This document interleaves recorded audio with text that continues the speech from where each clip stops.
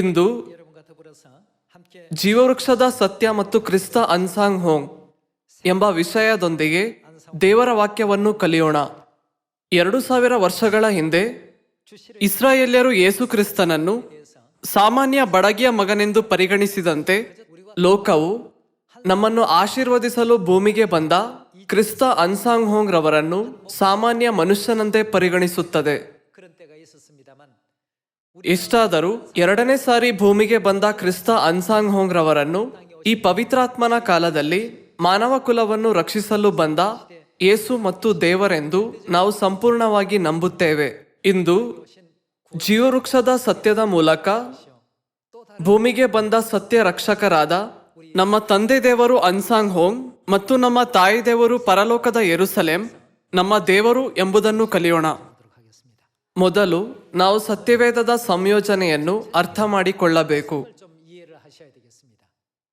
ಇಬ್ರಿಯರಿಗೆ ಅಧ್ಯಾಯ 10ರಲ್ಲಿ ಧರ್ಮಶಾಸ್ತ್ರವು ಮುಂದೆ ಬರಬೇಕಾಗಿದ್ದ ಮೇಲುಗಳ ಛಾಯೆಯಾಗಿದೆ ಎಂದು ಹೇಳುತ್ತದೆ. ಆದಿಕಾಂಡ, ವಿಮೋಚನಾ ಕಾಂಡ, ಯಾಜಕ ಕಾಂಡ, ಅರಣ್ಯ ಕಾಂಡ ಮತ್ತು ಧರ್ಮೋಪದೇಶ ಕಾಂಡ ಪುಸ್ತಕಗಳನ್ನು ಪಂಚ ಪುಸ್ತಕಗಳು ಎಂದು ಕರೆಯಲಾಗುತ್ತದೆ ಮತ್ತು ಈ ಪುಸ್ತಕಗಳು ಪವಿತ್ರ ದೇವರ ನಿಯಮಗಳನ್ನು ಒಳಗೊಂಡಿವೆ. ಆದ್ದರಿಂದ ಹಿಂದೆ ಈ ಪುಸ್ತಕಗಳನ್ನು ಸಾಮಾನ್ಯವಾಗಿ ಧರ್ಮಶಾಸ್ತ್ರ ಎಂದು ಕರೆಯಲಾಗುತ್ತಿತ್ತು. ಇಬ್ರಿಯರಿಗೆ ಅಧ್ಯಾಯ 10ರಲ್ಲಿ ಹೇಳಿರುವಂತೆ ಧರ್ಮಶಾಸ್ತ್ರವು ಮುಂದೆ ಬರಬೇಕಾಗಿದ್ದ ಮೇಲುಗಳ ಛಾಯೆಯಾಗಿದೆ. ಇನ್ನೊಂದು ರೀತಿ ಹೇಳಿದರೆ, ಮೇಲುಗಳು ನಿಜವಾಗಿಯೂ ಅಸ್ತಿತ್ವದಲ್ಲಿದ್ದಾಗ ಮಾತ್ರ ಛಾಯೆಗಳು ಕಾಣಿಸಿಕೊಳ್ಳುತ್ತವೆ. ಆದ್ದರಿಂದ ಯೇಸು ಲೋಕಾದಿಯಿಂದ ಮರೆಯಾಗಿದ್ದವುಗಳನ್ನು ಸಾಮ್ಯದ ಮೂಲಕ ವಿವರಿಸಿದರು ಎಂದು ಸತ್ಯವೇದ ಹೇಳುತ್ತದೆ. ಮತ್ತಾಯ ಅಧ್ಯಾಯ 13 ವಚನ 34 ನೋಡೋಣ. ಯೇಸು ಈ ಮಾತುಗಳನ್ನೆಲ್ಲ ಜನರ ಗುಂಪುಗಳಿಗೆ ಸಾಮ್ಯರೂಪವಾಗಿ ಹೇಳಿದನು, ಸಾಮ್ಯವಿಲ್ಲದೆ ಒಂದನ್ನೂ ಹೇಳಲಿಲ್ಲ. ಹೀಗೆ ನಾನು ಬಾಯಿ ತೆರೆದು ಸಾಮ್ಯರೂಪವಾಗಿ ಉಪದೇಶಿಸುವೆನು, ಲೋಕಾದಿಯಿಂದ ಮರೆಯಾಗಿದ್ದವುಗಳನ್ನು ಹೊರಪಡಿಸುವೆನು ಎಂದು ಒಬ್ಬ ಪ್ರವಾದಿಯ ಮುಖಾಂತರ ನುಡಿದ ಮಾತು ನೆರವೇರಿತು. ಲೋಕಾದಿಯಿಂದ ದೇವರು ಮರೆ ಮಾಡಿದ್ದ ಅನೇಕ ವಿಷಯಗಳಿವೆ. ಈ ಮರೆಯಾಗಿದ್ದ ವಿಷಯಗಳನ್ನು ಬಹಿರಂಗಪಡಿಸದಿದ್ದರೆ ನಾವು ಪರಲೋಕ ರಾಜ್ಯ ಮತ್ತು ರಕ್ಷಣೆಯನ್ನು ಹೇಗೆ ಎದುರು ನೋಡಬಹುದು? ಈ ಕಾರಣದಿಂದಲೇ ಕ್ರಿಸ್ತನು ಬಂದು ಸಾಮ್ಯಗಳು, ರಹಸ್ಯಗಳು ಮತ್ತು ಪ್ರವಾದನೆಗಳ ಮೂಲಕ ಮರೆಯಾಗಿರುವ ಎಲ್ಲಾ ವಿಷಯಗಳನ್ನು ವಿವರಿಸಿ ಅವುಗಳನ್ನು ಗ್ರಹಿಸಿಕೊಳ್ಳುವಂತೆ ಮಾಡಿದರು. ಮತ್ತಾಯ ಅಧ್ಯಾಯ 13ರಲ್ಲಿ ನಾವು ತಿಳಿದುಕೊಳ್ಳಲು ಕ್ರಿಸ್ತ ಯೇಸು ಹೇಗೆ ಸತ್ಯವನ್ನು ವಿವರವಾಗಿ ವಿವರಿಸಿದ್ದಾರೆ ಎಂಬುದನ್ನು ನಾವು ನೋಡಬಹುದು. ಲೋಕದ ಸೃಷ್ಟಿಯ ಕುರಿತು ಆದಿಕಾಂಡ ಅದರ ಬಗ್ಗೆ ದಾಖಲೆಗಳನ್ನು ಹೊಂದಿದೆ. ಹಾಗಾದರೆ ಲೋಕಾದಿಯಿಂದ ದೇವರು ಏನನ್ನು ಮರೆ ಮಾಡಿದ್ದಾರೆ ಎಂಬುದನ್ನು ನೋಡೋಣ. ಲೋಕಾದಿಯಿಂದ ಮರೆಯಾಗಿದ್ದ ದೇವರ ಸತ್ಯಗಳಲ್ಲಿ ನಾವು ನಮ್ಮ ಪವಿತ್ರ ದೇವರ ಚಿತ್ತವನ್ನು ಜೀವವೃಕ್ಷದ ಸತ್ಯದಿಂದ ಮತ್ತು ಒಳ್ಳೆದರ ಕೆಟ್ಟದರ ಅರುಹನ್ನು ಹುಟ್ಟಿಸುವ ಮರದಿಂದ ಕಲಿಯೋಣ. ಇಂದು ಕ್ರಿಸ್ತ ಅನ್ಸಾಂಗ್ ಹೋಂಗ್ ಏಕೆ ಭೂಮಿಗೆ ಬಂದು ಇಡೀ ಲೋಕದಲ್ಲಿ ದೇವರ ಸುವಾರ್ತೆಯನ್ನು ಸಾರಿದರು ಎಂಬುದನ್ನು ನೋಡೋಣ. ಆದಿಕಾಂಡ 2ರ ಪ್ರಕಾರ ದೇವರು ಏದೆನ್ ವನದಲ್ಲಿ ಜೀವವೃಕ್ಷ ಮತ್ತು ಒಳ್ಳೆದರ ಕೆಟ್ಟದರ ಅರುಹನ್ನು ಹುಟ್ಟಿಸುವ ಮರವನ್ನು ಇರಿಸಿದರು. ಜೀವವೃಕ್ಷ ಮತ್ತು ಒಳ್ಳೆದರ ಕೆಟ್ಟದರ ಅರುಹನ್ನು ಹುಟ್ಟಿಸುವ ಮರವು ಕೆಲವು ಗುಣಲಕ್ಷಣಗಳನ್ನು ಹೊಂದಿದೆ. ಒಳ್ಳೆದರ ಕೆಟ್ಟದರ ಅರುಹನ್ನು ಹುಟ್ಟಿಸುವ ಮರದ ಹಣ್ಣನ್ನು ತಿಂದರೆ ಮನುಷ್ಯನು ಸಾಯುತ್ತಾನೆ, ಆದರೆ ಅವನು ಜೀವವೃಕ್ಷದ ಹಣ್ಣನ್ನು ತಿಂದರೆ ಶಾಶ್ವತವಾಗಿ ಬದುಕುತ್ತಾನೆ. ಆದಿಕಾಂಡ ಅಧ್ಯಾಯ 2 ವಚನ 16 ನೋಡೋಣ. ಇದಲ್ಲದೆ ಯೆಹೋವ ದೇವರು ಆ ಮನುಷ್ಯನಿಗೆ, ನೀನು ತೋಟದಲ್ಲಿರುವ ಎಲ್ಲಾ ಮರಗಳ ಹಣ್ಣುಗಳನ್ನು ಯಥೇಚ್ಛವಾಗಿ ತಿನ್ನಬಹುದು ಎಂದು ವಿಧಿಸಿದನು. ಆ ಮನುಷ್ಯನು ತೋಟದಲ್ಲಿರುವ ಎಲ್ಲಾ ಮರಗಳ ಹಣ್ಣುಗಳನ್ನು ಯಥೇಚ್ಛವಾಗಿ ತಿನ್ನಬಹುದು, ಆದರೆ ಒಂದು ಮರದ ಬಗ್ಗೆ ಆಯ್ಕೆ ಇತ್ತು. ಅದು ಯಾವ ಮರವಾಗಿತ್ತು? ವಚನ 17 ನೋಡೋಣ. ಒಳ್ಳೆದರ ಕೆಟ್ಟದರ ಅರುಹನ್ನು ಹುಟ್ಟಿಸುವ ಮರದ ಹಣ್ಣನ್ನು ಮಾತ್ರ ತಿನ್ನಬಾರದು, ತಿಂದ ದಿನ ಸತ್ತೇ ಹೋಗುವಿ ಎಂದು ವಿಧಿಸಿದನು. ಸತ್ತೇ ಹೋಗುವಿ ಎಂದು ದೇವರು ಕಟ್ಟುನಿಟ್ಟಾದ ಎಚ್ಚರಿಕೆಯನ್ನು ನೀಡಿದರು. ಆದಾಮ ಮತ್ತು ಹವ್ವ ಸೈತಾನನ ಶೋಧನೆಗೆ ಒಳಗಾಗಿ ದೇವರ ಆಜ್ಞೆಗೆ ಅವಿಧೇಯರಾದರು. ನಾವು ಅಧ್ಯಾಯ 3ಕ್ಕೆ ಹೋದರೆ ಅವರು ಸೈತಾನನಿಂದ ಶೋಧನೆಗೆ ಒಳಗಾಗಿ ಅಂತಿಮವಾಗಿ ಒಳ್ಳೆದರ ಕೆಟ್ಟದರ ಅರುಹನ್ನು ಹುಟ್ಟಿಸುವ ಮರದ ಹಣ್ಣನ್ನು ತಿಂದರು ಎಂದು ನಾವು ನೋಡಬಹುದು. ಅವರು ಅದನ್ನು ತಿಂದಾಗ ಅವರಿಗೆ ಏನಾಯಿತು? ಅವರು ಅದನ್ನು ತಿನ್ನದೆ ಹೋಗಿದ್ದರೆ ಅವರು ಸಾವಿರಾರು ವರ್ಷಗಳು, 10,000 ವರ್ಷಗಳು ಅಥವಾ ಶತಕೋಟಿ ವರ್ಷಗಳವರೆಗೆ ಬದುಕುತ್ತಿದ್ದರು. ಇಷ್ಟಾದರೂ ಅವರು ನಿಷೇಧಿತ ಹಣ್ಣನ್ನು ತಿಂದ ದಿನ ಸತ್ತೇ ಹೋಗುವಿ ಎಂದು ದೇವರು ಹೇಳಿದಂತೆ ಮರಣಕ್ಕೆ ಗುರಿಯಾದರು. ಅವರು ಅಲ್ಪಕಾಲ ಮತ್ತು ತಾತ್ಕಾಲಿಕ ಜೀವನವನ್ನು ಜೀವಿಸಬೇಕಾಯಿತು. ಹಾಗಾದರೆ ಒಳ್ಳೆದರ ಕೆಟ್ಟದರ ಅರುಹನ್ನು ಹುಟ್ಟಿಸುವ ಮರದ ಹಣ್ಣನ್ನು ತಿಂದು ಪಾಪ ಮಾಡಿದ ಆದಾಮ ಮತ್ತು ಹವ್ವಳಿಗೆ ಇನ್ನು ಮುಂದೆ ನಿತ್ಯ ಜೀವವನ್ನು ಹೊಂದಲು ಅವಕಾಶ ಇಲ್ಲವೇ? ನಿತ್ಯ ಜೀವದ ಮಾರ್ಗವನ್ನು ಪುನಃ ಸ್ಥಾಪಿಸಲು ಯಾವುದೇ ಮಾರ್ಗವಿಲ್ಲವೇ? ಅದರ ಮಾರ್ಗವಿದೆ. ಆದಿಕಾಂಡ ಅಧ್ಯಾಯ 3 ವಚನ 22 ನೋಡೋಣ. ಮತ್ತು ಯೆಹೋವ ದೇವರು, ಈ ಮನುಷ್ಯನು ಒಳ್ಳೆದರ ಕೆಟ್ಟದರ ಭೇದವನ್ನರಿತು ನಮ್ಮಲ್ಲಿ ಒಬ್ಬನಂತಾದನಲ್ಲ. ಒಳ್ಳೆದರ ಕೆಟ್ಟದರ ಅರುಹನ್ನು ಹುಟ್ಟಿಸುವ ಮರದ ಹಣ್ಣನ್ನು ತಿಂದ ನಂತರ ಇದರಿಂದ ಇವನು ಕೈಚಾಚಿ ಜೀವವೃಕ್ಷದ ಫಲವನ್ನು ಸಹ ತೆಗೆದು ತಿಂದು ಎಷ್ಟು ಕಾಲ ಶಾಶ್ವತವಾಗಿ ಬದುಕುವವನಾಗಬಾರದು ಅಂದುಕೊಂಡು, ಇದರರ್ಥ ಅವರು ಜೀವವೃಕ್ಷದ ಫಲವನ್ನು ತಿಂದರೆ ಮಾತ್ರ ಅವರು ಶಾಶ್ವತವಾಗಿ ಬದುಕುವರು ಅಲ್ಲವೇ? ಒಳ್ಳೆದರ ಕೆಟ್ಟದರ ಅರುಹನ್ನು ಹುಟ್ಟಿಸುವ ಮರದ ಹಣ್ಣನ್ನು ತಿಂದ ಪಾಪಿಗಳು ಜೀವವೃಕ್ಷದ ಫಲವನ್ನು ತಿಂದರೆ ಮಾತ್ರ ಶಾಶ್ವತವಾಗಿ ಬದುಕುವರು. ಎಷ್ಟಾದರೂ ಜೀವವೃಕ್ಷದ ಮಾರ್ಗವನ್ನು ಯಾರು ಕಾಯುತ್ತಿದ್ದರು? ವಚನ 23 ನೋಡೋಣ. ಅವನು ಉತ್ಪತ್ತಿಯಾದ ಭೂಮಿಯನ್ನೇ ವ್ಯವಸಾಯ ಮಾಡುವುದಕ್ಕಾಗಿ ಅವನನ್ನು ಏದೆನ್ ತೋಟದಿಂದ ಹೊರಡಿಸಿ ಬಿಟ್ಟನು. ಅದಲ್ಲದೆ ಜೀವವೃಕ್ಷಕ್ಕೆ ಹೋಗುವ ದಾರಿಯನ್ನು ಕಾಯುವುದಕ್ಕೆ ಆತನು ಏದೆನ್ ವನದ ಪೂರ್ವ ದಿಕ್ಕಿನಲ್ಲಿ ಕೆರೂಬಿಯರನ್ನು ಧಗಧಗನೆ ಪ್ರಜ್ವಲಿಸುತ್ತಾ ಸುತ್ತುವ ಕತ್ತಿಯನ್ನು ಇರಿಸಿದನು. ಜೀವವೃಕ್ಷಕ್ಕೆ ಹೋಗುವ ದಾರಿಯನ್ನು ಕಾಯುವುದಕ್ಕೆ ದೇವರು ಕೆರೂಬಿಯರನ್ನು ಧಗಧಗನೆ ಪ್ರಜ್ವಲಿಸುತ್ತಾ ಸುತ್ತುವ ಕತ್ತಿಯನ್ನು ಇರಿಸಿದರು. ಆದ್ದರಿಂದ ಪಾಪಿಗಳು ಜೀವವೃಕ್ಷದ ಸಮೀಪ ಹೋಗಲು ಸಾಧ್ಯವಾಗಲಿಲ್ಲ. ಈ ರೀತಿ ಆದಿಕಾಂಡ ಅಧ್ಯಾಯ 3ರಲ್ಲಿ ದೇವರು ನಮಗೆ ಜೀವವೃಕ್ಷವನ್ನು ಛಾಯೆಯಂತೆ ತೋರಿಸಿದರು. ಇಂದು ಲೋಕದ ಎಲ್ಲಾ ಜನರು ಆದಾಮ ಮತ್ತು ಹವ್ವ ಒಳ್ಳೆದರ ಕೆಟ್ಟದರ ಅರುಹನ್ನು ಹುಟ್ಟಿಸುವ ಮರದ ಹಣ್ಣನ್ನು ತಿಂದ ಮೂಲ ಪಾಪವನ್ನು ನಾವು ಬಾಧ್ಯವಾಗಿ ಪಡೆದ ಕಾರಣ ನಾವು ಪಾಪಿಗಳಾದೆವು ಎಂದು ಹೇಳುತ್ತಾರೆ. ಆದಾಮ ಮತ್ತು ಹವ್ವ ಒಳ್ಳೆದರ ಕೆಟ್ಟದರ ಅರುಹನ್ನು ಹುಟ್ಟಿಸುವ ಮರದ ಹಣ್ಣನ್ನು ತಿಂದರು ಎಂದು ಜನರಿಗೆ ತಿಳಿದಿದ್ದರೂ ಜೀವವೃಕ್ಷದ ಫಲವನ್ನು ಹೇಗೆ ತಿನ್ನಬೇಕೆಂದು ಅವರಿಗೆ ತಿಳಿದಿಲ್ಲ. ಜೀವವೃಕ್ಷದ ಫಲವನ್ನು ನಾವು ಹೇಗೆ ತಿನ್ನಬಹುದು? ಈ ಭೂಮಿಯ ಮೇಲೆ ಯಾವುದು ಜೀವವೃಕ್ಷವಾಗಿದೆ? ಅವರಿಗೆ ಅದರ ಬಗ್ಗೆ ತಿಳಿಯದ ಕಾರಣ ಏದೆನ್ ವನದಲ್ಲಿ ಜೀವವೃಕ್ಷವಿತ್ತು ಎಂದು ನಿಮಗೆ ತಿಳಿದಿದೆಯೇ ಎಂದು ನಾವು ಅವರನ್ನು ಕೇಳಿದರೆ ಅವರು ಏನೆಂದು ಉತ್ತರಿಸುತ್ತಾರೆ? ಆದಾಮ ಮತ್ತು ಹವ್ವ ಒಳ್ಳೆದರ ಕೆಟ್ಟದರ ಅರುಹನ್ನು ಹುಟ್ಟಿಸುವ ಮರದ ಹಣ್ಣನ್ನು ತಿಂದರು ಎಂದು ನನಗೆ ತಿಳಿದಿದೆ, ಆದರೆ ಅಲ್ಲಿ ಜೀವವೃಕ್ಷವೂ ಇದೆಯೇ ಎಂದು ಕೇಳುತ್ತಾರೆ. ಇದು ಬಹಳ ಮುಖ್ಯವಾದ ಭಾಗವಾಗಿದೆ. ಎಲ್ಲಾ ಜನರು ಮರಣದ ಸರಪಳಿಯಲ್ಲಿ ನರಳುತ್ತಿದ್ದಾರೆ. ಜನರು ಒಮ್ಮೆ ಹುಟ್ಟಿದ ನಂತರ ಸಾಯುತ್ತಾರೆ, ಏಕೆಂದರೆ ಒಳ್ಳೆದರ ಕೆಟ್ಟದರ ಅರುಹನ್ನು ಹುಟ್ಟಿಸುವ ಮರದ ಹಣ್ಣನ್ನು ತಿಂದ ಮೂಲ ಪಾಪವು ಎಲ್ಲಾ ಮಾನವರಿಗೆ ಮುಂದುವರೆಯಿತು. ಹಾಗಾದರೆ ನಾವು ಜೀವವೃಕ್ಷದ ಹಣ್ಣನ್ನು ಹೇಗೆ ತಿನ್ನಬಹುದು ಮತ್ತು ಜೀವವೃಕ್ಷದ ಸತ್ಯತ್ವ ಏನಾಗಿದೆ? ಎಲ್ಲವೂ ಜೊತೆಯಾಗಿರುವವು ಎಂದು ಸತ್ಯವೇದ ಹೇಳುತ್ತದೆ. ಈಗ ಛಾಯೆಯ ಜೋಡಿ ವಚನಗಳನ್ನು ಮತ್ತು ಅದರ ಸತ್ಯತ್ವ ಹೇಗಿದೆ ಎಂದು ನೋಡೋಣ. ಅದರ ಸತ್ಯತ್ವ ಏನೆಂದು ತಿಳಿದುಕೊಳ್ಳೋಣ. ಹಳೆಯ ಒಡಂಬಡಿಕೆಯಲ್ಲಿ ಕಾಣಿಸಿಕೊಳ್ಳುವ ಜೀವವೃಕ್ಷದ ಕುರಿತು ನಾವು ಅದರ ಹಣ್ಣನ್ನು ತಿಂದರೆ ಮಾತ್ರ ನಾವು ನಿತ್ಯ ಜೀವವನ್ನು ಹೊಂದಬಹುದು. ಒಳ್ಳೆದರ ಕೆಟ್ಟದರ ಅರುಹನ್ನು ಹುಟ್ಟಿಸುವ ಮರದ ಹಣ್ಣನ್ನು ತಿಂದು ಮರಣಕ್ಕೆ ಗುರಿಯಾಗಿದ್ದ ಮಾನವ ಕುಲವು ಬದುಕಲು ಒಂದೇ ಒಂದು ಮಾರ್ಗವಿದೆ, ಅದು ಜೀವವೃಕ್ಷದ ಹಣ್ಣನ್ನು ತಿನ್ನುವುದಾಗಿದೆ. ಜೀವವೃಕ್ಷದ ಹಣ್ಣನ್ನು ತಿನ್ನುವುದು. ಜೀವವೃಕ್ಷದ ಹಣ್ಣನ್ನು ತಿನ್ನುವ ಮಾರ್ಗವನ್ನು ಯಾರಾದರೂ ಜನರಿಗೆ ತಿಳಿಸಿದರೆ ಅದು ಬಹಳ ಒಳ್ಳೆಯ ಮತ್ತು ಆಶೀರ್ವದಿತ ಸುದ್ದಿಯಾಗಿದೆ. ಅಂದ ಹಾಗೆ ಮಾರ್ಗವನ್ನು ತಡೆಯಲು ಯಾರು ಆದೇಶಿಸಿದರು? ದೇವರು ಆದೇಶಿಸಿದರು. ಪಾಪಿಗಳು ಜೀವವೃಕ್ಷದ ಬಳಿಗೆ ಬರದಂತೆ ಎಲ್ಲಾ ಮಾರ್ಗವನ್ನು ಮುಚ್ಚಿರಿ ಎಂದು ದೇವರು ಆಜ್ಞಾಪಿಸಿದರು. ಆದ್ದರಿಂದ ಆಜ್ಞೆಯನ್ನು ಸ್ವೀಕರಿಸಿದ ಕೆರೂಬಿಯರು ಧಗಧಗನೆ ಪ್ರಜ್ವಲಿಸುತ್ತಾ ಸುತ್ತುವ ಕತ್ತಿಯಿಂದ ದಾರಿಯನ್ನು ಕಾಯುತ್ತಿದ್ದರು. ಯಾವುದೇ ಪಾಪಿಗಳು ಜೀವವೃಕ್ಷದ ಹಣ್ಣನ್ನು ತಿನ್ನುವುದನ್ನು ದೇವರು ನಿಷೇಧಿಸಿದರು. ಹಾಗಾದರೆ ಛಾಯೆಯಂತಿರುವ ಜೀವವೃಕ್ಷವು ಸತ್ಯತ್ವದಲ್ಲಿ ಯಾವ ರೀತಿ ಕಾಣಿಸಿಕೊಂಡಿದೆ? ಯೋಹಾನ ಅಧ್ಯಾಯ 6 ವಚನ 53 ನೋಡೋಣ. ಯೇಸು ಅವರಿಗೆ, ನಿಮಗೆ ನಿಜ ನಿಜವಾಗಿ ಹೇಳುತ್ತೇನೆ, ನೀವು ಮನುಷ್ಯಕುಮಾರನ ಮಾಂಸವನ್ನು ತಿನ್ನದೆ ಅವನ ರಕ್ತವನ್ನು ಕುಡಿಯದೆ ಹೋದರೆ ನಿಮ್ಮೊಳಗೆ ಏನಿಲ್ಲ? 무엇이 없다고요? ನಿಮ್ಮೊಳಗೆ ಜೀವವಿಲ್ಲ. 생명이 없느니라고 했습니다. ವಚನ 54 ನೋಡೋಣ. 내어 봅니다. ನನ್ನ ಮಾಂಸವನ್ನು ತಿಂದು ನನ್ನ ರಕ್ತವನ್ನು ಕುಡಿಯುವವನು 무엇을 갖는다고 ಏನನ್ನು ಹೊಂದಿದ್ದಾನೆ? ನಿತ್ಯ ಜೀವವನ್ನು ಹೊಂದಿದ್ದಾನೆ. 했습니다. ಅವರು ನಮಗೆ ಬಹಳ ಮುಖ್ಯವಾದ ಬೋಧನೆಯನ್ನು ನೀಡಿದರು. ಆದಿಕಾಂಡ ಪುಸ್ತಕದಲ್ಲಿ ನಾವು ಜೀವವೃಕ್ಷದ ಹಣ್ಣನ್ನು ತಿಂದಾಗ ನಾವು ನಿತ್ಯ ಜೀವವನ್ನು ಹೊಂದಬಹುದು ಎಂದು ಸತ್ಯವೇದ ಹೇಳುತ್ತದೆ.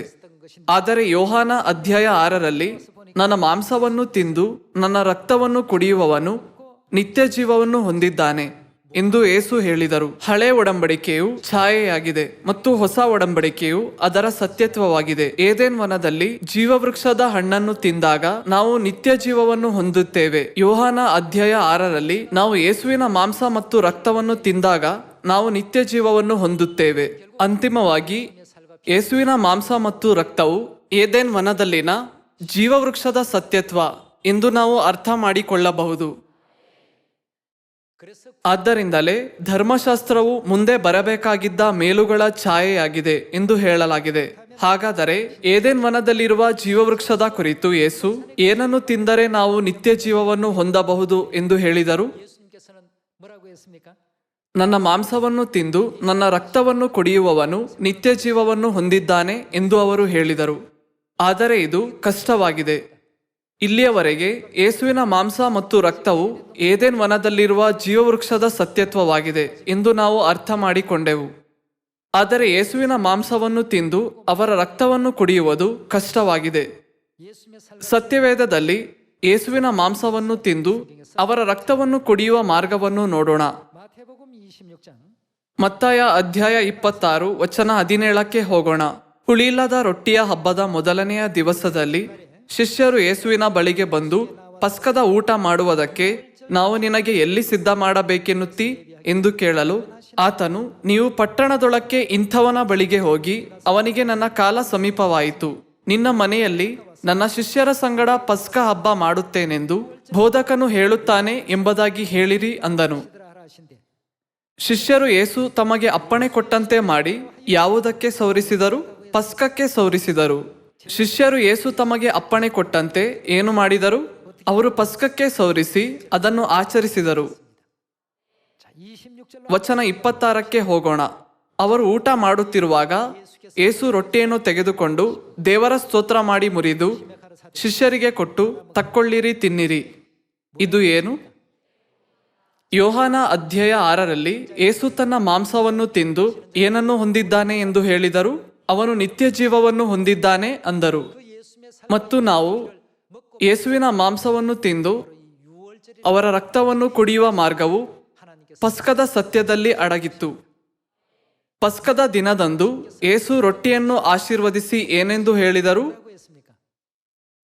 ಇದು ನನ್ನ ದೇಹ ಅಂದರು.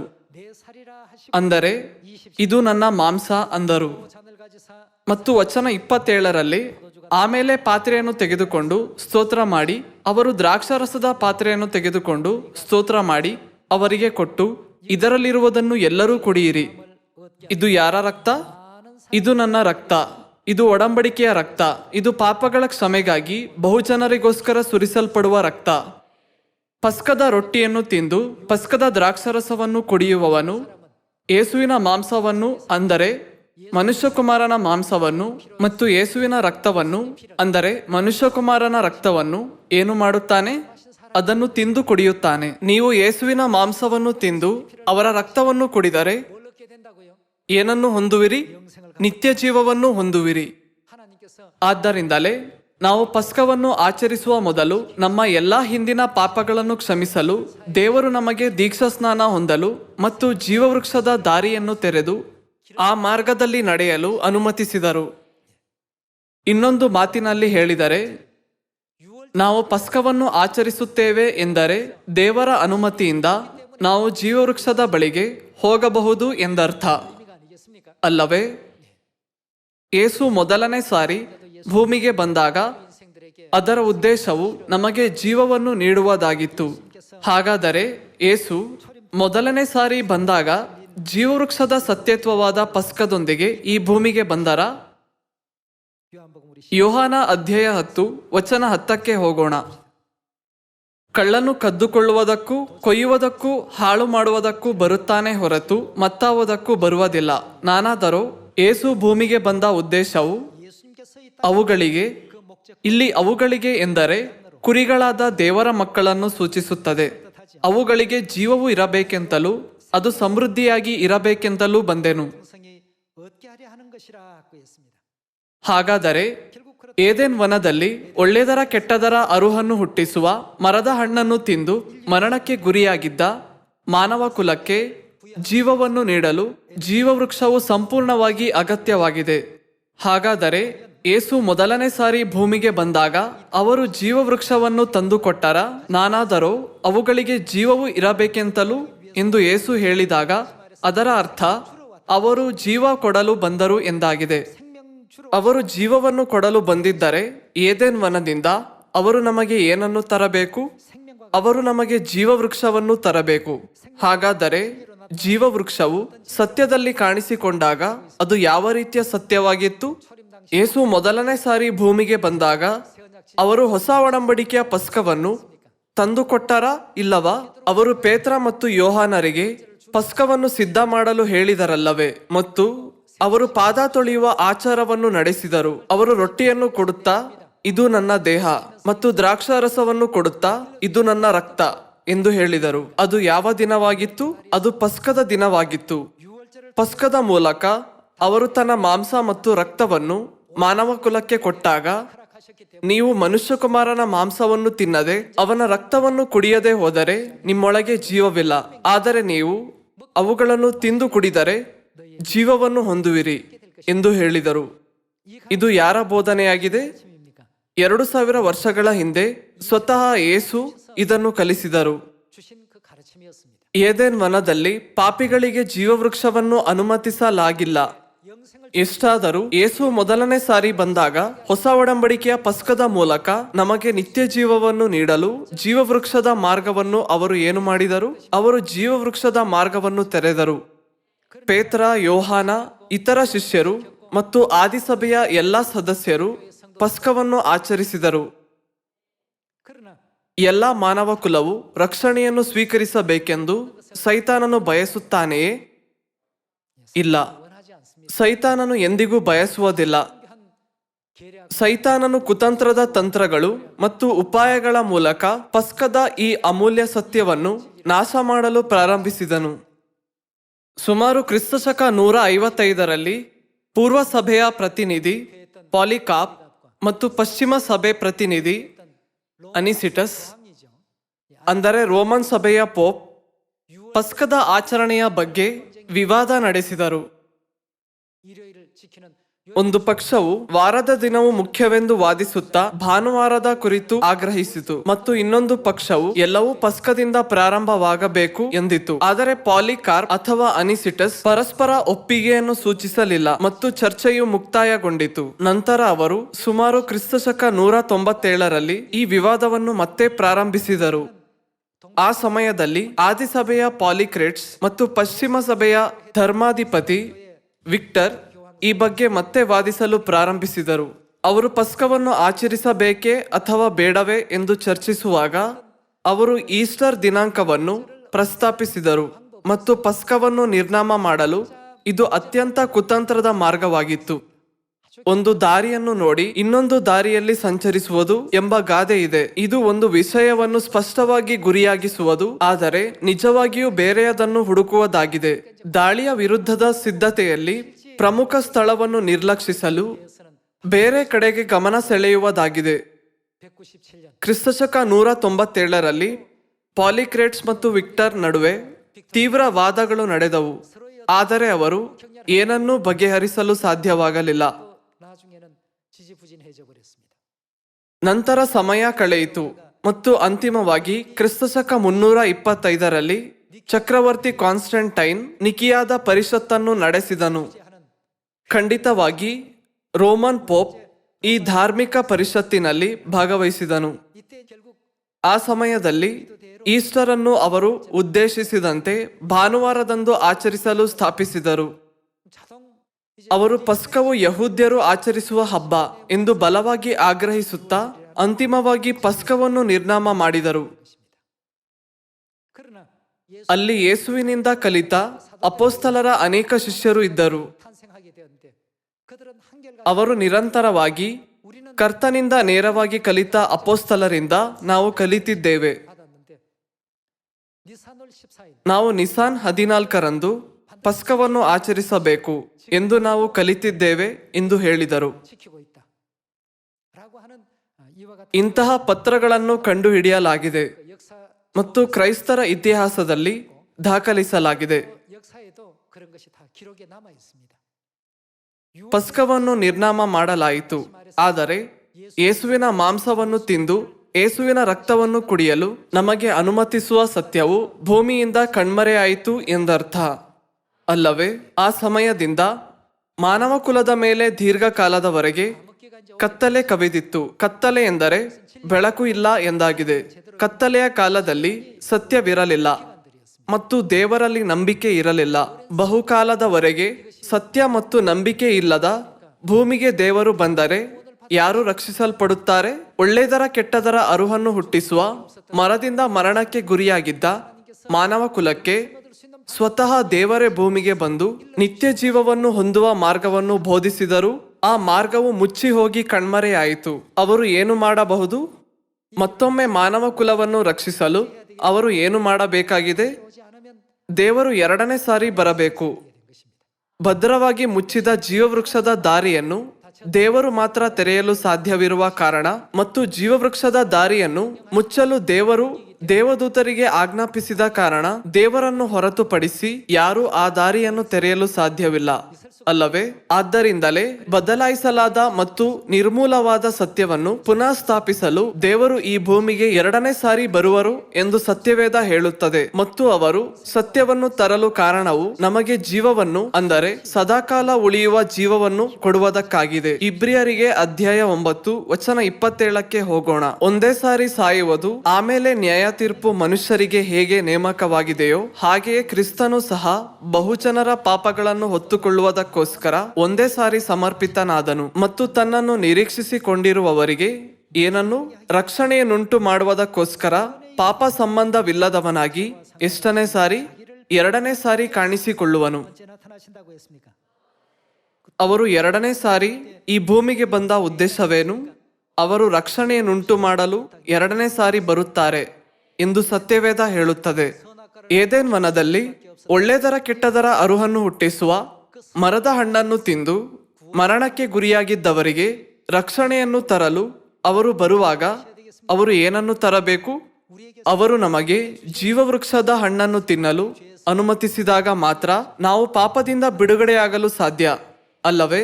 ಅವರು ನಮಗೆ ಜೀವವೃಕ್ಷದ ಹಣ್ಣನ್ನು ತರದಿದ್ದರೆ ನಾವು ರಕ್ಷಿಸಲ್ಪಡಲು ಸಾಧ್ಯವಿಲ್ಲ. ಯಾವ ಸತ್ಯವು ಜೀವವೃಕ್ಷದ ಕುರಿತು ತಿಳಿಸುತ್ತದೆ? ಪಸ್ಕದ ಸತ್ಯವಾಗಿದೆ. 그렇다면 두 번째 이 땅에 오시는 ಹಾಗಾದರೆ ಎರಡನೇ ಸಾರಿ ಈ ಪವಿತ್ರಾತ್ಮನ ಕಾಲದಲ್ಲಿ ಭೂಮಿಗೆ ಬರುವ ದೇವರು ಹೊಸ ಒಡಂಬಡಿಕೆಯ ಪಸ್ಕವನ್ನು ತರಬೇಕು. ಪಸ್ಕವನ್ನು ತರುವವರು ಯಾರಾಗಿದ್ದಾರೆ? ಅವರು ದೇವರಾಗಿದ್ದಾರೆ. 기다렸던 누굽니까? 하나님이십니다. 그 하나님 아니시고 ದೇವರನ್ನು ಹೊರತುಪಡಿಸಿ ಯಾರು ನಮಗೆ ಜೀವವನ್ನು, ಅಂದರೆ ನಿತ್ಯ ಜೀವವನ್ನು ಕೊಡುವ ಅಧಿಕಾರ ಹೊಂದಿಲ್ಲ. 자격이 없습니다. ಹಾಗಾದರೆ ನಮಗೆ ನಿತ್ಯ ಜೀವವನ್ನು ಕೊಡಲು ದೇವರು ಪುನಃ ಬರುತ್ತಾರೆಂದು ಸತ್ಯವೇದ ಪ್ರವಾದಿಸುತ್ತದೆಯೇ? 나눠주시도록 ಅದನ್ನು ಯೆಶಾಯ ಅಧ್ಯಾಯ 25 ವಚನ 6ರಲ್ಲಿ ನೋಡೋಣ. ಇದಲ್ಲದೆ ಸೇನಾಧೀಶ್ವರನಾದ ಯೆಹೋವನು ಈ ಪರ್ವತದಲ್ಲಿ ಸಕಲ ಜನಾಂಗಗಳಿಗೂ ಸಾರವತ್ತಾದ ಮೃಷ್ಟಾನ್ನದಿಂದಲೂ ಮಡ್ಡಿಗಟ್ಟಿದ ಮೇಲೆ ಶೋಧಿಸಿದ ದ್ರಾಕ್ಷಾರಸದಿಂದಲೂ ಕೂಡಿದ ಔತಣವನ್ನು ಅಣಿ ಮಾಡುವನು. ಇಲ್ಲಿರುವ ಪರ್ವತ ಯಾವುದು? 무슨 산일까요? ಚಿಯೋನ್ ಪರ್ವತದಲ್ಲಿ ಸಕಲ ಜನಾಂಗಗಳಿಗೂ ಲೋಕದ ಎಲ್ಲಾ ಜನರಿಗೂ ದೇವರು ಮೃಷ್ಟಾನ್ನದಿಂದಲೂ ಮಡ್ಡಿಗಟ್ಟಿದ ಮೇಲೆ ಶೋಧಿಸಿದ ದ್ರಾಕ್ಷಾರಸದಿಂದಲೂ ಕೂಡಿದ ಔತಣವನ್ನು ಅಣಿ ಮಾಡುವರು. 연에 등장하는 그 ಔತಣದಲ್ಲಿ ಏನು ಕೊಡಲಾಗುತ್ತದೆ? 뭔가 하고 보니까 ಮಡ್ಡಿಗಟ್ಟಿದ ದ್ರಾಕ್ಷಾರಸವನ್ನು ಕೊಡಲಾಗುತ್ತದೆ. ಇದು ಸುಮಾರು 1600 ವರ್ಷಗಳ ಕಾಲ ಇಡಲ್ಪಟ್ಟ ದ್ರಾಕ್ಷಾರಸವಾಗಿದೆ. ಸಕಲ ಜನಾಂಗಗಳಿಗೂ ಸಾರವತ್ತಾದ ಮೃಷ್ಟಾನ್ನದಿಂದಲೂ ಮಡ್ಡಿಗಟ್ಟಿದ ಮೇಲೆ ಶೋಧಿಸಿದ ದ್ರಾಕ್ಷಾರಸದಿಂದಲೂ ಕೂಡಿದ ಔತಣವನ್ನು ಅಣಿ ಮಾಡುವನು. 하실 것이며 ಇದು ಮಡ್ಡಿಗಟ್ಟಿದ ದ್ರಾಕ್ಷಾರಸವಾಗಿದೆ, ಏಕೆಂದರೆ ಕ್ರಿಸ್ತಶಕ 325ರಿಂದ ತಂದೆ ಅನ್ಸಾಂಗ್ ಹೋಂಗ್ ನಮ್ಮನ್ನು ರಕ್ಷಿಸಲು ಹೊಸ ಒಡಂಬಡಿಕೆಯ ಪಸ್ಕದ ಸತ್ಯವನ್ನು 선포하시기 ಸಾರುವವರೆಗೆ 1600 ವರ್ಷಗಳನ್ನು ತೆಗೆದುಕೊಂಡಿತು. ಹೊಸ ಒಡಂಬಡಿಕೆಯ ಪಸ್ಕವನ್ನು ಆ ಸಮಯದಲ್ಲಿ 세언하게 ಆ ದ್ರಾಕ್ಷಾರಸವು ಮಡ್ಡಿಗಟ್ಟಿದ ದ್ರಾಕ್ಷಾರಸವಾಗಿದೆ. ಮಡ್ಡಿಗಟ್ಟಿದ ಮೇಲೆ ಶೋಧಿಸಿದ ದ್ರಾಕ್ಷಾರಸದಿಂದಲೂ ಮತ್ತು ಸಮಸ್ತ ಜನಾಂಗಗಳನ್ನು ಮುಚ್ಚಿರುವ ಮುಸುಕನ್ನು 하실 것이며 ಸಕಲ ದೇಶೀಯರ ಮೇಲೆ ಹಾಕಿರುವ ತೆರೆಯನ್ನು ಇದೇ ಪರ್ವತದಲ್ಲಿ ನಾಶ ಮಾಡುವನು. ಅವರು ಏನನ್ನು ನಿರ್ನಾಮ ಮಾಡುವರು? ಮರಣವನ್ನು ಶಾಶ್ವತವಾಗಿ ನಿರ್ನಾಮ ಮಾಡುವನು. ಇದು ಬಹಳ ಮುಖ್ಯವಾದ ಭಾಗವಾಗಿದೆ. ಮಡ್ಡಿಗಟ್ಟಿದ ದ್ರಾಕ್ಷಾರಸದಿಂದ ದೇವರು ಏನು ಮಾಡುತ್ತಾರೆ? ಮಡ್ಡಿಗಟ್ಟಿದ ದ್ರಾಕ್ಷಾರಸದಿಂದ ದೇವರು ಏನು ಮಾಡುತ್ತಾರೆ ಎಂದರೆ ಮರಣವನ್ನು ನಿರ್ನಾಮ ಮಾಡುತ್ತಾರೆ. ನಮಗೆ ನಿತ್ಯ ಜೀವವನ್ನು ಕೊಡುವ ದ್ರಾಕ್ಷಾರಸ. ನಾವು ಸತ್ಯವೇದದಲ್ಲಿರುವ ದ್ರಾಕ್ಷಾರಸದ ಬಗ್ಗೆ ನೋಡಿದಾಗ ಸತ್ಯವೇದದ ವಾಕ್ಯಗಳಿಗೆ ಏನನ್ನೂ ಸೇರಿಸದೆ ಅಥವಾ ತೆಗೆದು ಹಾಕದಿದ್ದರೆ ನಮಗೆ ಏನು ಸಿಗುತ್ತದೆ? ಪಸ್ಕದ ದ್ರಾಕ್ಷಾರಸ ಮಾತ್ರವಾಗಿದೆ. 사실을 확인할 수가 있습니다. ಮರಣವನ್ನು ಶಾಶ್ವತವಾಗಿ ನಿರ್ನಾಮ ಮಾಡುವನು. ಕರ್ತನಾದ ಯೆಹೋವನು ಎಲ್ಲರ ಮುಖದಲ್ಲಿನ ಕಣ್ಣೀರನ್ನು ಒರೆಸಿ ಬಿಡುವನು. ತನ್ನ ಪ್ರಜೆಯ ಅವಮಾನವನ್ನು ಭೂಮಂಡಲದಿಂದಲೇ ತೊಲಗಿಸುವನು. ಯೆಹೋವನೇ ಇದನ್ನು ನುಡಿದಿದ್ದಾನೆ. ಆ ದಿನದಲ್ಲಿ ಜನರು ಯಾರು ಮಡ್ಡಿಗಟ್ಟಿದ ದ್ರಾಕ್ಷಾರಸದಿಂದ ಮರಣವನ್ನು ನಿರ್ನಾಮ ಮಾಡಿ ನಿತ್ಯ ಜೀವವನ್ನು ಕೊಡುವರು? 평생 주시는 이분은 ಆಹಾ, 누구시라? ಈತನೇ ನಮ್ಮ ದೇವರು. ಸತ್ಯವೇದವು ಈತನೇ ನಮ್ಮ ದೇವರು ಎಂದು ಒತ್ತಿ ಹೇಳುತ್ತದೆ. 증거하고 있습니다.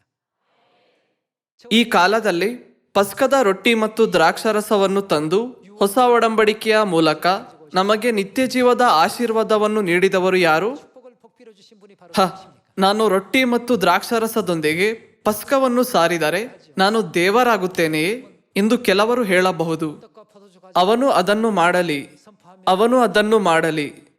ತಂದೆ ಅನ್ಸಾಂಗ್ ಹೋಂಗ್ ಬರುವ ಮೊದಲು ಹೊಸ ಒಡಂಬಡಿಕೆಯ ಪಸ್ಕವನ್ನು ಸಾರಿ ಪಸ್ಕದ ರೊಟ್ಟಿ ಮತ್ತು ದ್ರಾಕ್ಷಾರಸದ ಮೂಲಕ ನಮಗೆ ನಿತ್ಯ ಜೀವವನ್ನು ಆಶೀರ್ವದಿಸಿದವರು ಯಾರಾದರೂ ಇದ್ದಾರೆಯೇ? ಅವರು ಪಸ್ಕ ಎಂಬ ಪದವನ್ನು ಬಳಸಿದರು, ಅದು ಪಸ್ಕದ ಅರ್ಥವನ್ನು ಹೊಂದಿರುವುದಿಲ್ಲ. 선닫고 해서 ಯಹೂದ್ಯರು ಪಸ್ಕ ಎಂಬ ಪದವನ್ನು ಬಹಳ ಹಿಂದೆಯೇ ಬಳಸಿದ್ದಾರೆ, ಆದರೆ ಅವರು ಇಂದಿನವರೆಗೂ ಯೇಸುವನ್ನು ಮೆಸ್ಸಿಯ ಎಂದು ಒಪ್ಪಿಕೊಳ್ಳಲಿಲ್ಲ. 예수님을 ಅವರು ಇಂದಿನವರೆಗೂ ಯೇಸುವನ್ನು ಒಬ್ಬ ಮನುಷ್ಯನು, ಬಡಗಿಯ ಮಗನು ಎಂದು ಪರಿಗಣಿಸುತ್ತಾರೆ. 또 그렇게 밖에는 생각을 안 합니다. ಇನ್ನೊಂದು ರೀತಿ ಹೇಳಿದರೆ ಅವರ ಪಸ್ಕವು ಹಳೆ ಒಡಂಬಡಿಕೆಯ ಪಸ್ಕವಾಗಿದೆ. ಅವರು ಹಳೆ ಒಡಂಬಡಿಕೆಯ ಪಸ್ಕದ ಆತ್ಮವನ್ನು ಬಾಧ್ಯತೆಯಾಗಿ ಪಡೆದಿದ್ದಾರೆ, ಆದರೆ ಅವರು ಹೊಸ ಒಡಂಬಡಿಕೆಯ ಪಸ್ಕವನ್ನು ಹೊಂದಿಲ್ಲ. ವಚನ 8 ನೋಡೋಣ. ಕರ್ತನಾದ ಯೆಹೋವನು ಎಲ್ಲರ ಮುಖದಲ್ಲಿನ ಕಣ್ಣೀರನ್ನು ಒರೆಸಿ ಬಿಡುವನು. ತನ್ನ ಪ್ರಜೆಯ ಅವಮಾನವನ್ನು ಭೂಮಂಡಲದಿಂದಲೇ ತೊಲಗಿಸುವನು. ಯೆಹೋವನೇ ಇದನ್ನು ನುಡಿದಿದ್ದಾನೆ. ಆ ದಿನದಲ್ಲಿ ಜನರು, ಆಹಾ, ಈತನೇ ನಮ್ಮ ದೇವರು.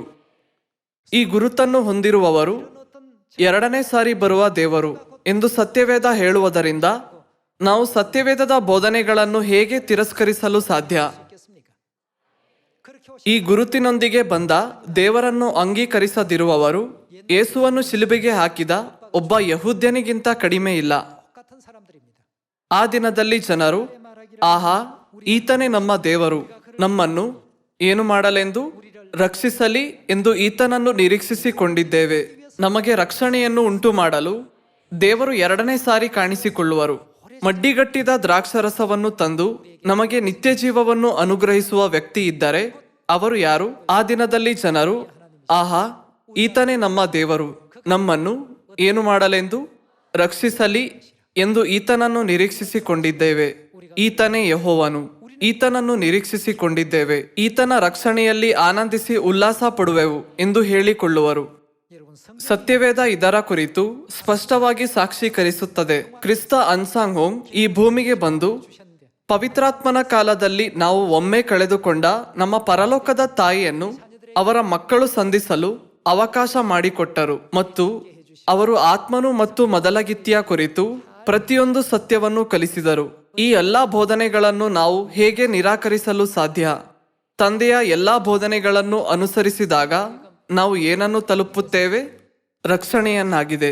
ನಮ್ಮನ್ನು ರಕ್ಷಣೆಗೆ ಮುನ್ನಡೆಸಲು ತಂದೆಯು ನಮಗೆ ಅಬ್ರಹಾಮನ ಕುಟುಂಬ ಮತ್ತು ತಾಯಿ, ಯೆರೂಸಲೇಮ್ ತಾಯಿ, ಮತ್ತು ಜೀವಜಲದ ಬುಗ್ಗೆಯಾದ ತಾಯಿ ಎಂಬ ಮುಂತಾದ ಎಲ್ಲಾ ಬೋಧನೆಗಳನ್ನು ನೀಡಿದರು. ಈ ಎಲ್ಲಾ ಸತ್ಯಗಳು ತಂದೆಯಿಂದ ಬಂದಿವೆ. 2000 ವರ್ಷಗಳ ಹಿಂದೆ ಯಹೂದ್ಯರು ಈ ಭೂಮಿಗೆ ಬಂದ ಯೇಸುವನ್ನು ಮೆಸ್ಸಿಯ ಎಂದು ಗುರುತಿಸದೆ, ನೀನು ಮನುಷ್ಯನಾಗಿದ್ದು ನಿನ್ನನ್ನು ನೀನೇ ದೇವರನ್ನಾಗಿ ಮಾಡಿಕೊಳ್ಳುವುದು ಹೇಗೆ ಎಂದು ಹೇಳಿ ಅವರ ಮೇಲೆ ಕಲ್ಲೆಸೆಯಲು ಪ್ರಯತ್ನಿಸಿದರು. ಈಗಲೂ ಅದೇ ರೀತಿಯಾಗಿದೆ.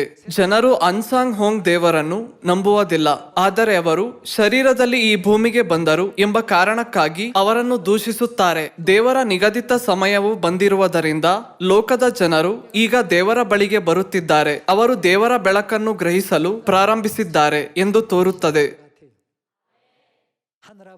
ಪರಲೋಕದ ತಂದೆ ಮತ್ತು ಪರಲೋಕದ ತಾಯಿ ಈಗ ಅವರ ಕುರಿತು ಲೋಕದಾದ್ಯಂತ ಅಂದರೆ ಸಮಾರ್ಯ ಮತ್ತು ಭೂಮಿಯ ಕಟ್ಟಕಡೆಗೆ ಸಾರಲಾಗುತ್ತಿದೆ. ನಾವು ದೃಢ ನಿಶ್ಚಯದಿಂದ ಸುವಾರ್ತೆಯನ್ನು ಬೋಧಿಸಿದಾಗ ಸತ್ಯವನ್ನು ಗ್ರಹಿಸಿಕೊಳ್ಳಲು ದೇವರು ಸತ್ಯವೇದವನ್ನು ನೋಡುವವರ ಕಣ್ಣುಗಳನ್ನು, ಕೇಳುವವರ ಕಿವಿಗಳನ್ನು ಮತ್ತು ಅವರ ಹೃದಯಗಳನ್ನು ತೆರೆಯುತ್ತಾರೆ. ಅಪೊಸ್ತಲ ಪೌಲನು ಸಬ್ಬತ್ ದಿನದಲ್ಲಿ ನದಿಯ ಬಳಿಯಲ್ಲಿ ಒಟ್ಟುಗೂಡಿದ್ದ ಮಹಿಳೆಯರಿಗೆ ಬೋಧಿಸಿದಾಗ ಪೌಲನ ವಾಕ್ಯಗಳನ್ನು ಕೇಳುತ್ತಿದ್ದವರಲ್ಲಿ ಒಬ್ಬಳಾದ ಲುದ್ಯಳು ತನ್ನ ಮನಸ್ಸನ್ನು ತೆರೆದಳು.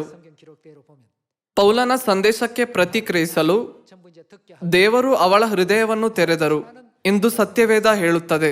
ಅವಳು ಸುವಾರ್ತೆಯನ್ನು ಸ್ವೀಕರಿಸಿ ಆ ದಿನದಿಂದ ದೇವರನ್ನು ನಂಬಲು ಪ್ರಾರಂಭಿಸಿದಳು. ಈ ಕಾಲದಲ್ಲೂ ನಾವು ಪವಿತ್ರಾತ್ಮನ ಕಾಲದ ದೇವರಾದ ಕ್ರಿಸ್ತ ಅನ್ಸಾಂಗ್ ಹೋಂಗ್ ರವರ ಕುರಿತು ಧೈರ್ಯದಿಂದ ಬೋಧಿಸಿದಾಗ ಕತ್ತಲೆಯ ಎಲ್ಲಾ ಶಕ್ತಿಯು ದೂರ ಹೋಗುತ್ತದೆ. ನೀವು ಕೇವಲ ಚಿಮಣಿ ದೀಪವನ್ನು ಹಿಡಿದು ಕಪ್ಪು ಕತ್ತಲೆಯಲ್ಲಿ ಅದನ್ನು ಹಚ್ಚಲು ಹಿಂಜರಿಯುತ್ತಿದ್ದರೆ ಬ್ಯಾಟರಿಯು ಎಲ್ಲಾ ಖಾಲಿಯಾಗುತ್ತದೆ. ನಾವು ಅದನ್ನು ದೀರ್ಘಕಾಲ ಪಕ್ಕಕ್ಕೆ ಇಡಬಾರದು.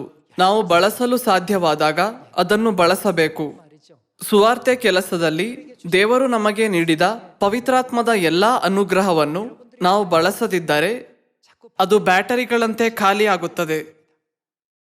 ಆದರೆ ನಾವು ಅದನ್ನು ಬಳಸಿದಾಗ ಅದು ಮತ್ತೆ ಮತ್ತೆ ರೀಚಾರ್ಜ್ ಆಗುತ್ತದೆ. ಇದರಿಂದ ನಾವು ಹೆಚ್ಚು ಪ್ರಕಾಶಮಾನವಾದ ಬೆಳಕನ್ನು ಬೆಳಗಬಹುದು. ಆದ್ದರಿಂದ ನಾವು ಕಠಿಣವಾಗಿ ಬೋಧಿಸೋಣ. ನಾವು ಲೋಕಕ್ಕೆ ನಮ್ಮ ತಂದೆ ಅನ್ಸಾಂಗ್ ಹೋಂಗ್ ದೇವರು, ಪರಲೋಕದ ತಾಯಿ ಈ ಭೂಮಿಗೆ ಬಂದಿದ್ದಾರೆ ಎಂದು ಕೂಗಿ ಹೇಳೋಣ. ತಂದೆ ತಾಯಿಯ ಬಗ್ಗೆ ಕಠಿಣವಾಗಿ ಬೋಧಿಸೋಣ. ಆಗ ಪರಲೋಕ ರಾಜ್ಯದಲ್ಲಿ ನಮ್ಮ ತಂದೆ ಮತ್ತು ತಾಯಿ ನಮಗೆ ಎಂದಿಗೂ ಸಾಯದಿರುವ ನಿತ್ಯ ಜೀವದ ಕಿರೀಟವನ್ನು ತೊಡಿಸುತ್ತಾರೆ. ಈ ಪ್ರಸಂಗದ ಮೂಲಕ ಅಧಿಕ ಅನುಗ್ರಹವನ್ನು ಸ್ವೀಕರಿಸಿದ್ದೀರೆಂದು ನಿರೀಕ್ಷಿಸುತ್ತೇನೆ. ಧನ್ಯವಾದಗಳು.